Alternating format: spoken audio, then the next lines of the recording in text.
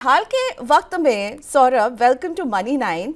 आप वो एक्सपर्ट हैं जिसने सरकार से लेकर मेरे जैसे आम आदमी को डरा दिया है। और आपका आपका ये वक्तव्य जो है कि मिडिल क्लास जो है वो डेट ट्रैप में फंस रहा है, और इस क्राइसिस ऑफ मिडिल क्लास को क्या सरकार अनदेखी कर रही है? और जीएसटी और टैक्स कट जैसी खबरें, और हम आरबीआई के रेपो रेट कट की जब हम बात कर रहे हैं, तो ये सारे स्टेप्स क्या इस क्राइसिस से हमें निकल पाएंगे, ये तो मैं आपसे पूछूंगी। लेकिन सबसे पहले जो एलिफेंट इन द रूम है, ये जो अनसर्टनिटी है, इसमें आगे क्या आपको दिख रहा है? मुझे तो बहुत धुंध नजर आ रही है और इन्वेस्टर को भी धुंध नजर आ रही है। ये धुंध कब छटेगी? आगे का क्या रास्ता है Saurabh? Priyanka ji, thank you so much. आपने बुलाया बुलाया अपने प्रोग्राम पे। आपने काफ़ी सारे गंभीर सवाल छेड़े हैं, काफ़ी डिफिकल्ट सवाल छेड़े हैं सुबह सुबह। तो मैं अपना कॉफ़ी पीते पीते प्रयास करता हूँ कॉफ़ी कैन इन्वेस्टिंग के ज़रिए से कुछ क्लैरिटी शेड कर सकूँ। बट आई थिंक सबसे जो बड़ा मुद्दा है, राइट, सबसे बड़ा मुद्दा, इसके ऊपर हम किताब लिखने का भी प्रयास कर रहे हैं। काफ़ी काफ़ी बात कर चुके हैं, काफ़ी लिख चुके हैं, काफ़ी रिसर्च कर चुके हैं। सबसे बड़ा मुद्दा है कि technology, AI, automation middle class के जॉब्स को छीन रही है। वो आईटी सर्विसेज में हो, वो बैंकिंग या फाइनेंशियल सर्विसेज में हो, या मीडिया इंडस्ट्री में हो, टेक्नोलॉजी का बहुत बड़ा रोल है। टेक्नोलॉजी आप और हमारे जैसे और हमारे दोस्त रिश्तेदारों की जॉब्स छीन रही है। इंडिया में केवल 40 मिलियन लोग हमारे आपकी तरह या इस प्रोग्राम के दर्शकों की तरह वेल पेड जॉब्स में हैं। और इन 40 मिलियन लोगों के मेहनत से, इनकी कमाई से करीबन और 200 मिलियन लोग, मतलब और 2 करोड़ लोगों को, सॉरी 20 करोड़ लोगों को आमदनी मिलती है। सो 40 मिलियन पीपल मिडिल क्लास कहलाते हैं, अच्छा कमाते हैं। उनके मेहनत से, उनके कमाई से उनके घर में कुक, ड्राइवर, अनेक बाकी विशाल सा इकोसिस्टम, 200 मिलियन लोगों को आमदनी मिलती है। हुआ क्या है कि लास्ट 5 साल में इफेक्टिवली कोविड के बाद ये वाला इकोसिस्टम धीमा पड़ गया है, जॉब क्रिएशन इस पर रुक गई है।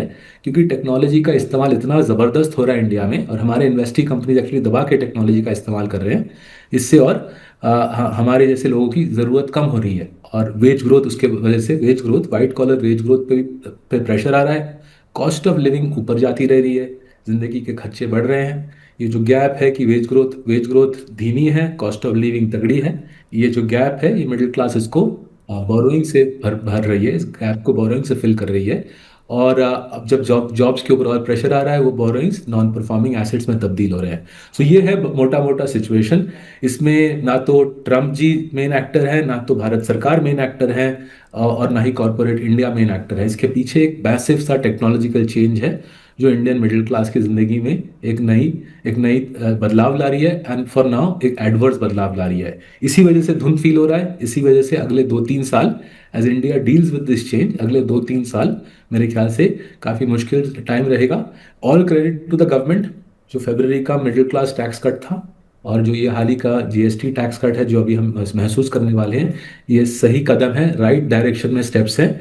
लेकिन ऐसे कई सारे कदमों की जरूरत पड़ेगी। We will need multiple rounds of tax cuts and interest rate cuts to help the middle class deal with this disruptive shock arising from technology.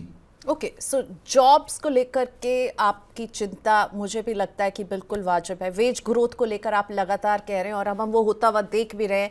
We are stuck somewhere. Saurabh, मैं आपसे ये पूछना चाहूँगी, 2 दिवाली लगातार फीकी रही है, ठीक है? जब मैं बात करती हूँ सिर्फ अपने घरों में दिए जलाने की नहीं, जो कंपनीज की हम अर्निंग और प्रॉफिट्स वो देख रहे हैं, वहाँ पर एकदम फीकी दिवाली रही है। क्या ये दिवाली इन 2 फीकी दिवाली से बेटर रहेगी? तो देखिए, जीएसटी का कुछ तो प्रभाव रहेगा। अ, और एक वजह है जिससे ये दिवाली शायद थोड़ी बेहतर रहेगी। ये जो गैम्बलिंग पे जो बैन है सरकार की, और मेरे राइट। ख्याल से एफएनओ पे भी टाइटनिंग आने वाली है। काफी सारा मिडिल क्लास का पैसा, ये जुआ, और एक तो रियल मनी गेमिंग का जुआ है, और दूसरा जुआ है एफएनओ का जुआ।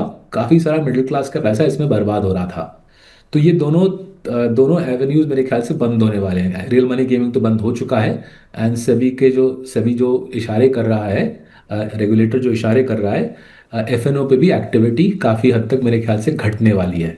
तो वो दो एवेन्यूज पे जो पैसा खर्च हो रहा था, जो पैसा गवा रही थी मिडिल क्लास, वो पैसा भी शायद कंजम्पशन की तरफ आएगा। तो चार फोर्सेस आपके एक साथ जुड़ जाएंगे। एक तो 1 फरवरी में जो निर्मला सीतारमन जी ने मिडिल क्लास टैक्स कट दिया अप टू 12 लाख अर्न करने वाले के लिए। दूसरा, जो सरकार ने 12% का जीएसटी का स्लैब बढ़ा दिया। काफ़ी सारे एसेंशियल प्रोडक्ट्स में जीएसटी घटा दी, 5% कर दिया या 28 का 18 कर दिया, उसका फ़ायदा मिलेगा। तीसरा, रियल मनी गेमिंग बंद। और चौथा, एफएनओ पर भी खर्चे काफ़ी हद तक घट जाएंगे। So I think Diwali should be better, but वो एक बैंडेड होगा प्रियंका जी। सफ़र लंबा है, लॉन्ग मार्च टू फ्रीडम चाहिए इंडिया को अभी। सफ़र लंबा है, Diwali will be better than the last two Diwalis, but that's not saying much. अभी बहुत काम करना बाकी है मिडिल क्लास के लिए।